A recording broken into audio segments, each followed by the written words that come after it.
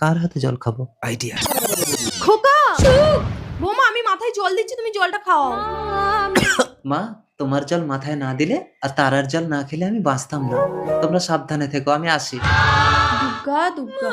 কিছুদিন পর। বৌদি বৌদি, দাদা যে কারখানায় কাজ করতো সেই কারখানায় আগুন লেগে সবাই পুরো ছাই হয়ে গেছে, কারোর বাড়ি খুঁজে পাওয়া যাচ্ছে না। না, এ কথা মাকে জানালে হবে না, তাহলে মায়ের সুগার হাই হয়ে মা মারা যাবে।